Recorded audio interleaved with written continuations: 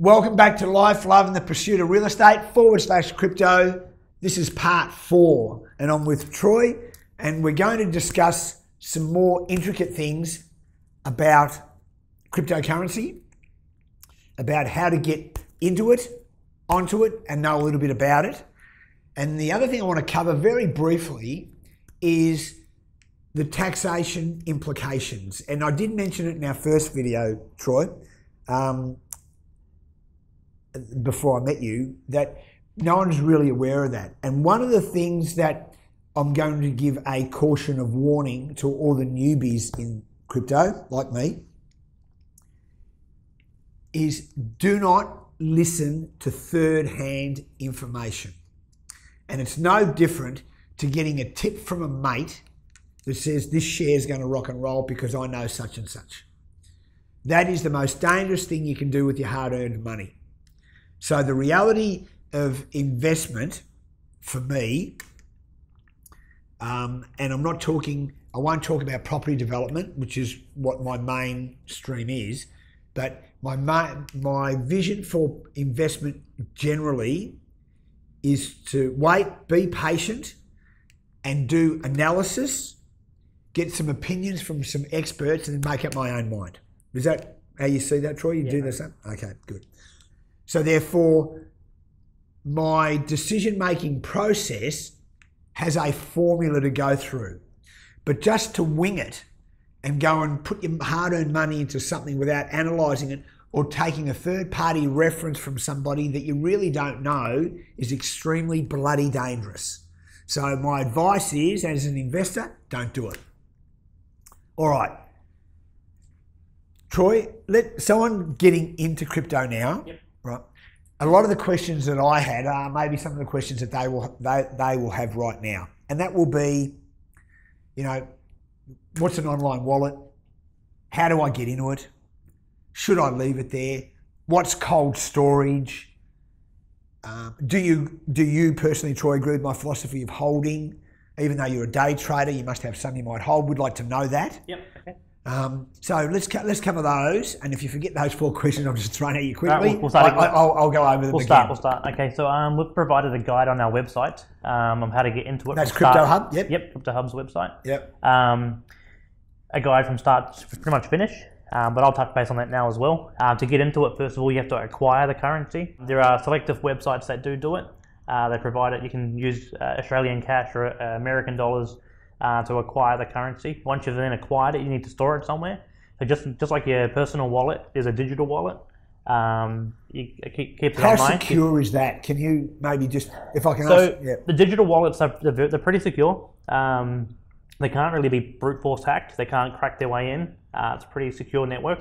Yeah. I suppose it's the same as giving someone the PIN code to your credit card or your ATM card. If you give them the details to it, they can use it. It's the same with the crypto, but it's much harder to crack.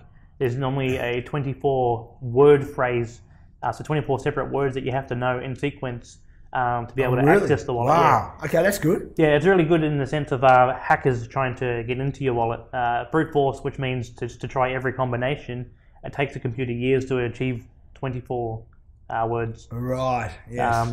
So once you acquire the currency, you put it in your digital wallet. Yep. You can get those from many websites or many providers.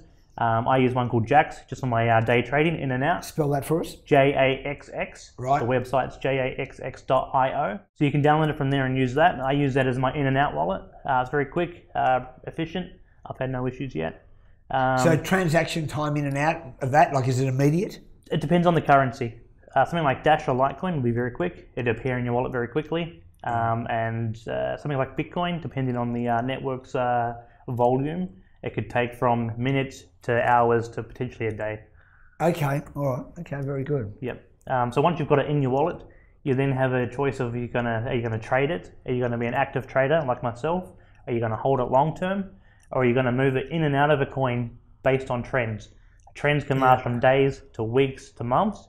Some coins will rally for a few weeks up in price, and then if you want to capitalize on that and then sell it at the top and then hold on to Bitcoin in the meantime and wait for it to come back down and then acquire it again, you'll have much more quantity when you reacquire it, if that makes sense. Yes. Okay. So you've sold at the top and then brought it cheaper again. You've gone in a short position in a sense. Yeah. Okay. Yeah. And cold storage. So cold storage is very much like your actual wallet, but it's storing digital information in your wallet. You can acquire them in a paper form. The blockchain technology is like a sequence of computers. Your wallet is in that blockchain. It's nice and secure, very safe. But what you're doing is you're taking the passphrase out and storing it elsewhere. Okay, I've got you. So pretty much like a bank account at the bank. Yeah. You take your cash out and you put it in your own wallet. The bank no longer has access to your cash. If that makes sense. We'll call it suspended animation. Okay. So that's what that is. There's different ways of doing that. Yeah. You can go for a paper form, which it gives you, this is your value, this is Really? your... So I give you a certificate? A certificate is a good way to put it, yeah. Yeah, okay. Very much like a bond or something, about the old bonds. Good. And a lot of people will relate to that. Yeah. So it tells you how much it's worth, how to access it, the passphrase. It's normally all together in one printout. And you could then do what you wanted with that. It can be a gift. Some people give small amounts and coin just that way. You could put it in a safety deposit box. You could put it in your own safe. I'd recommend always having at least 2 copies of it, just in case something were to happen to the property or location. 2 copies, yep. Yeah, maybe have it with someone trusted or a safety deposit box. They're quite cheap to have. Is there any other forms of cold storage? Yes. Okay, so there's the electronic forms. You can buy like a USB key stick, little USB hard drive, little thing, the yay in size. They have their own little digital platform on them.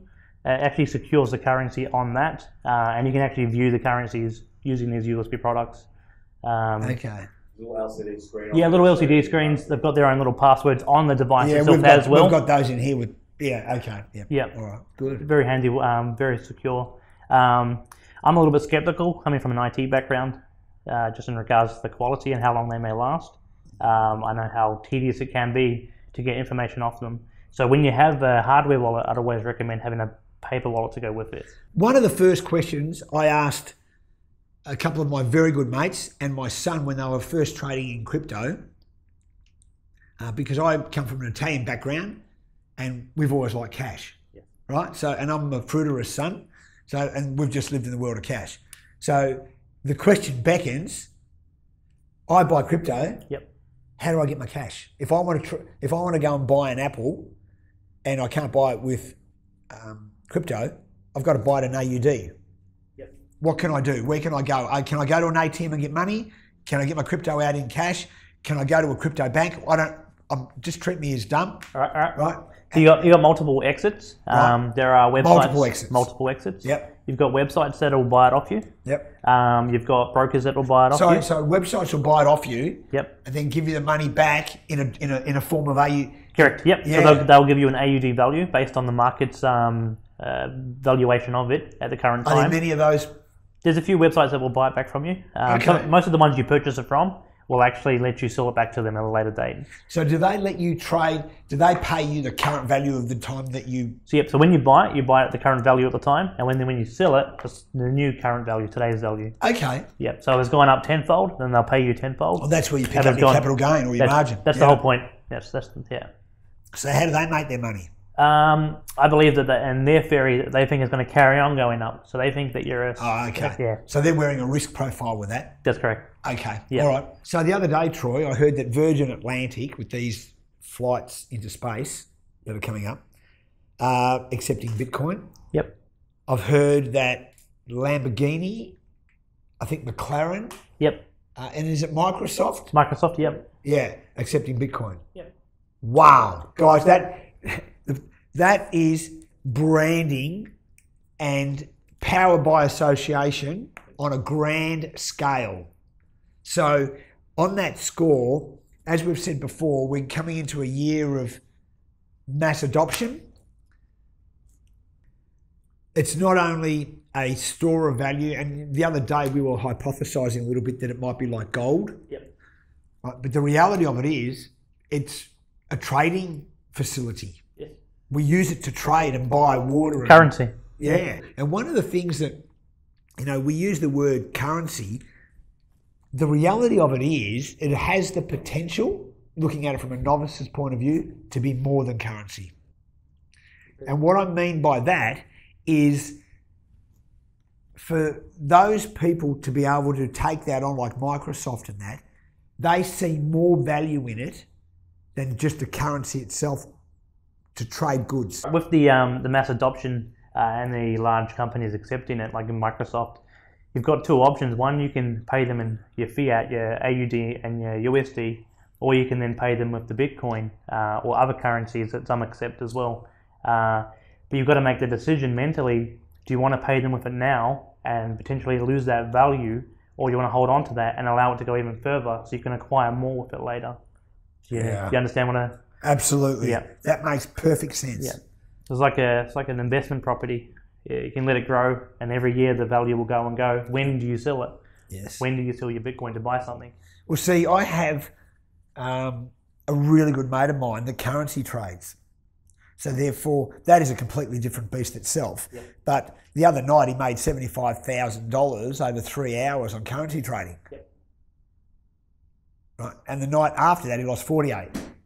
Now the reality of that is that is significant money in a short period of time, and that comes from IP.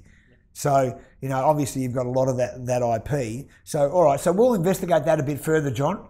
I think, from us here at Life, Love and the Pursuit of Real Estate, we wish you many blessings over the Christmas period. Look after your families, look after your loved ones, and more importantly, look after yourself. Good luck.